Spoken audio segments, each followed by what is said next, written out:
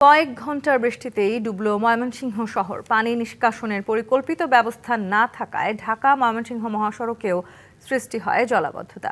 Drainage ব্যবস্থার দুর্বলতায় বাসাবাড়িতে ঢুকেছে পানি, বাড়ছে রোগের ঝুঁকি।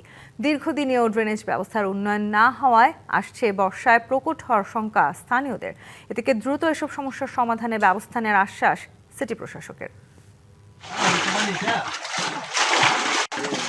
ময়মনসিংহ নগরীর ১৩ নম্বর ওয়ার্ডের বাঁশবাড়ি কলোনি। ছোট একটি সড়কের দুই পাশে স্বল্প আয়ের মানুষের ঘনবসতি, কিন্তু মাত্র ১ ঘন্টার বৃষ্টিতেই বদলে যায় চিত্র।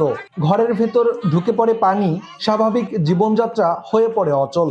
বিছনাত পানি উঠে, গরম পানি উঠে, এই যে ওয়াল টল সব ক্ষয়ে পড়তেছে বৃষ্টির পানি। বাইরে পারতেছে না, রান্না বাড়া কেউ করতে পারতেছে না। এই সমস্যা আজকে থেকে না, এই সমস্যা প্রায় হলো ৪ বছরের উপরে হইব। শুধু বাঁশবাড়ি নয়, নগরীর বেশ কয়েকটি নিচু এলাকারও একই অবস্থা। ড্রেনেজ ব্যবস্থা অকার্যকর থাকায় পানি নামতে লাগে লম্বা সময়ে। দুর্ভোগের পাশাপাশি বাড়ছে পানিবাহিত রোগের ঝুঁকি। পানির লাগে মানুষ হাতার বাইরে বাড়িতেছে, কমর হুমান পানি, এই বেল বাড়ে নিচ্ছি না। পানি নিষ্কাশনের কোনো ব্যবস্থা ভালোভাবে করে না। আগে যারা কাজ করছে রাস্তার পুরা ওয়ার্ডের ডালগুলা দিছে বাঁশবাড়ি কলোনিতে। শহরের পাশাপাশি ঢাকা ময়মনসিংহ মহাসড়কেও তৈরি হয় জলাবদ্ধতা।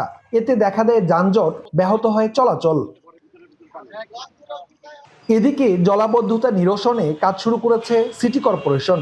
ভোগান্তি কমাতে দ্রুত স্থায়ী পদক্ষেপ নেয়ার আশ্বাসও দিয়েছেন প্রশাসক।